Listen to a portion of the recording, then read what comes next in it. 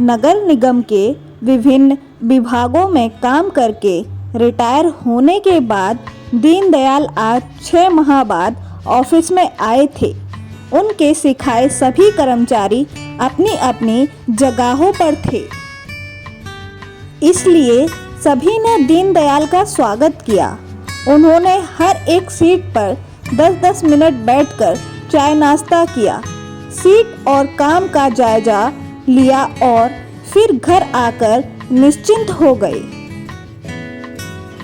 कि कभी उनका कोई काम नगर निगम का होगा तो उसमें कोई दिक्कत नहीं आएगी।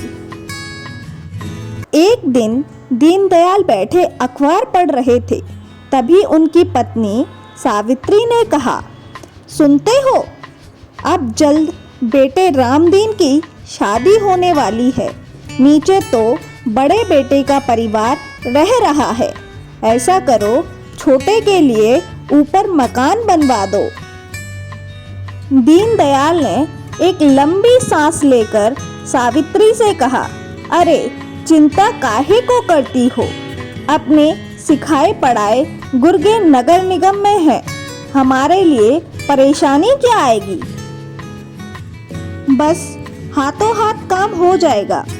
वे सब ठेकेदार लेबर जिनके काम मैंने किए हैं जल्द ही हमारा काम पूरा कर देंगे। देखो, सोचने और काम होने में बहुत अंतर है। सावित्री बोली, मैं चाहती हूँ कि आज आप अगर नगर निवेशक शर्मा जी से बात करके नक्शा बनवा लीजिए और पास करवा लीजिए।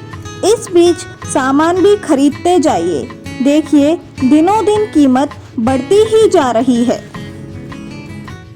सावित्री, तुम्हारी जल्दबाजी करने की आदत अभी भी गई नहीं है।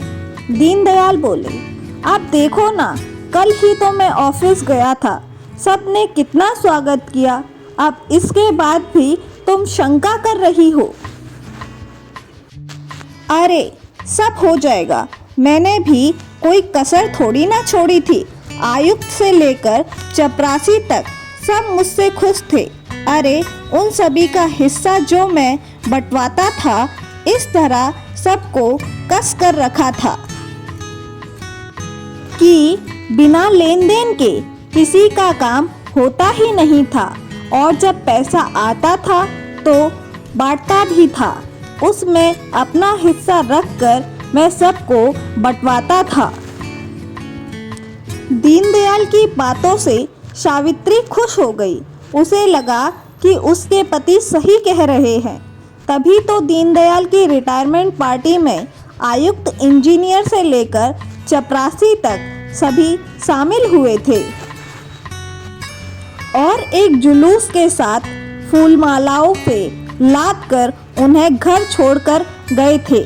दीनदयाल ने सोचा, एकदम ऊपर स्तर पर जाने के बजाय नीचे स्तर से काम करवा लेना चाहिए।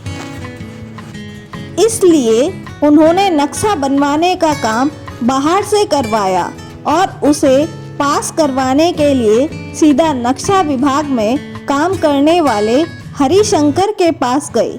हरिशंकर ने पहले तो दीनदयाल जी के पैर छूकर उनका स्वागत किया, लेकिन जब उसे मालूम हुआ कि उनके गुरु अपना नक्शा पास करवाने आए हैं, तब उसके व्यवहार में अंतर आ गया।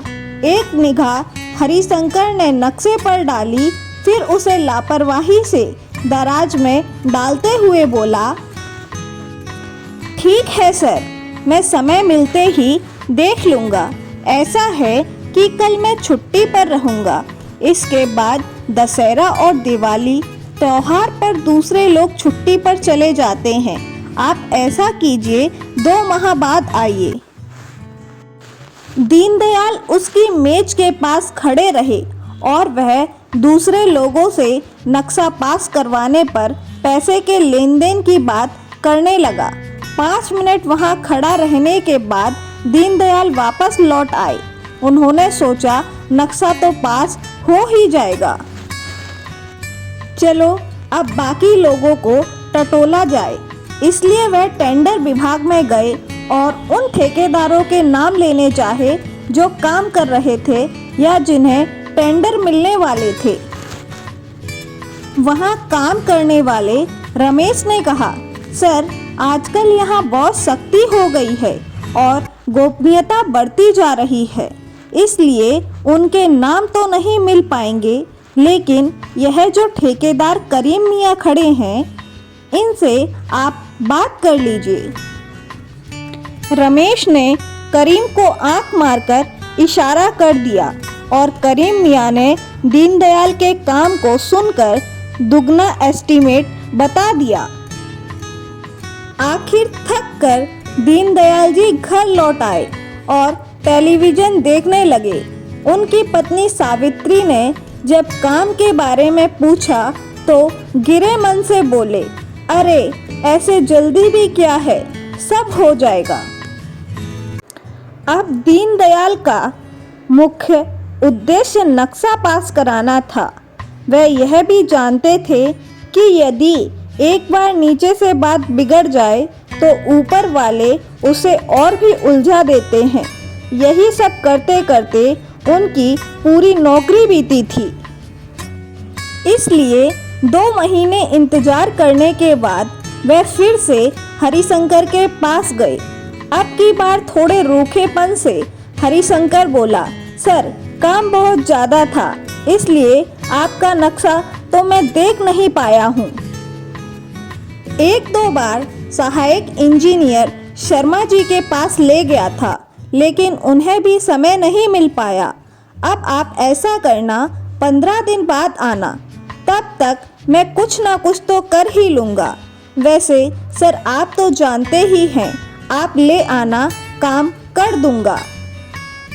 दीनदयाल ने सोचा कि बच्चे हैं, पहले भी अक्सर वे इन्हें चाय समोसे खिला पिला दिया करते थे, इसलिए अगली बार जब आए तो एक पैकेट में गर्मा गर्म समोसे लेकर आए और हरिशंकर के सामने रख दिए। हरिशंकर ने बाकी लोगों को भी बुलाया और सब ने समोसे खाए। इसके बाद हरिशंकर बोला, सर, मैंने फाइल तो बना ली है, लेकिन शर्मा जी के पास अभी समय नहीं है।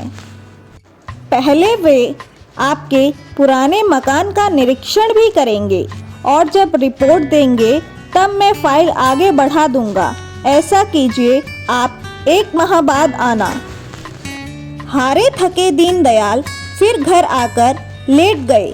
सावित्री के पूछने पर वे उखड़ कर बोले, देखो, इनकी हिम्मत मेरे से ही सीखा और मुझे ही सिखा रहे हैं। वह नक्शा विभाग का हरिशंकर, जिसे मैंने उंगली पकड़कर चलाया था, 4 महीने से मुझे झुला रहा है। अरे, जब विभाग में आया था तब उसके मुंह से मक्खी नहीं उड़ती थी और आज मेरी बदौलत वह लखपति हो गया है और मुझे ही।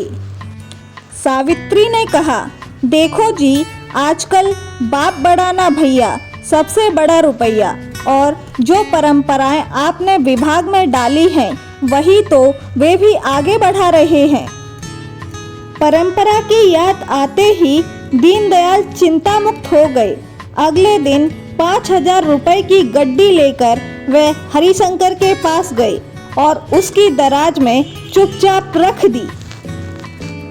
हरिशंकर ने खुश होकर दीनदयाल की फाइल निकाली और चपरासी से कहा, अरे, सर के लिए चाय समोसे ले आओ।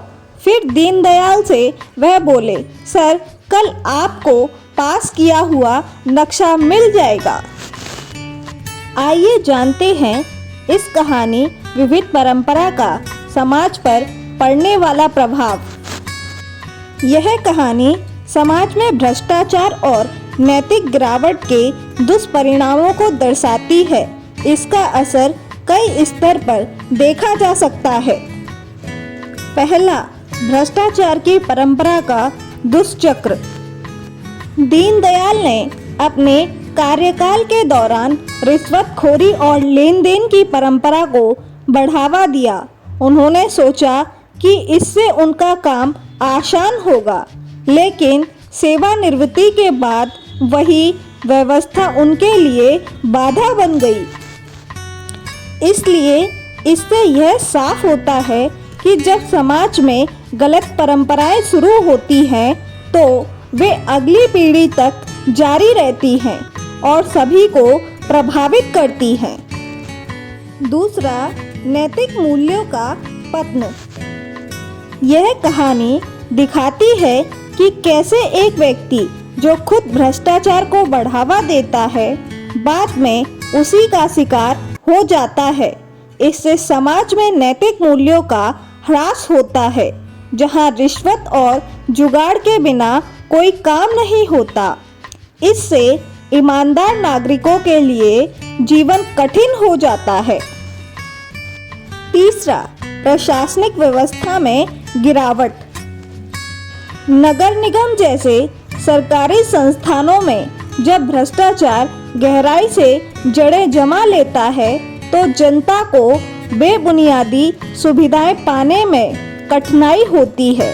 इस कहानी में दिखाया गया है कि अधिकारी काम तभी करते हैं जब उन्हें रिश्वत मिलती है। यह समाज के विकास को रोकता है और आम लोगों के विश्वास को कमजोर करता है। 4. पीढ़ी दर पीढ़ी फैलता भ्रष्टाचार। दीनदयाल ने जिन लोगों को सिखाया वही लोग आगे चलकर उनके लिए समस्या बन गए। इससे पता चलता है कि जब एक बार भ्रष्टाचार की नींव रख दी जाती है तो वह आगे की पीढ़ियों में भी जारी रहती है। यह व्यवस्था को और अधिक जटिल और अनुशासनहीन बना देती है। 5वां, रिश्वतखोरी का सामान्यीकरण। इस कहानी में दिखाया गया है कि किस तरह रिश्वतखोरी और अनैतिक कार्य सामान्य हो जाते हैं। सावित्री भी इस भ्रष्ट व्यवस्था को स्वाभाविक मानती है और दीनदयाल से कहती है कि उन्हें नगर निगम में कोई समस्या नहीं आएगी। इससे समाज में यह मानसिकता विकसित होती है कि बिना पैसे दिए कोई काम ही हो नहीं सकता। निष्कर्ष, इस कहानी से हमें यह सीख मिलती है कि भ्रष्टाचार को बढ़ावा देना केवल दूसरे के लिए ही नहीं बल्कि खुद के लिए भी नुकसानदायक साबित हो सकता है। अगर हम एक निष्पक्ष और ईमानदार समाज चाहते हैं तो हमें खुद अपने कार्यों और नैतिकता पर ध्यान देना होगा, अन्यथा हम उसी जाल में फंस जाएंगे जिसे हमने खुद तैयार किया था। सावित्री की बात, बाप बड़ा ना भैया, सबसे बड़ा रुपया, पूरी कहानी का सार है। दीनदयाल को यह समझ में आता है कि उन्होंने जो परंपरा शुरू की थी वही अब उनके खिलाफ काम कर रही है। अंततः उन्हें भी वही करना पड़ता है जो उन्होंने दूसरों से करवाया था। नक्शा पास करवाने के लिए रिश्वत देनी पड़ती है। कहानी का संदेश साफ है। अगर हम किसी बुराई को बढ़ावा देते हैं तो एक दिन वही बुराई हमें भी अपने जाल में फंसा लेती है। तो दोस्तों, आज की कहानी यहीं पर समाप्त होती है। दोस्तों, आपको ये कहानी कैसी लगी और आप इसके बारे में क्या राय रखते हैं, कृपया हमें कमेंट में अवश्य बताएं। साथ ही इसे आगे अपने साथियों के साथ साझा अवश्य करें और चैनल को सब्सक्राइब करना ना भूलें। धन्यवाद दोस्तों।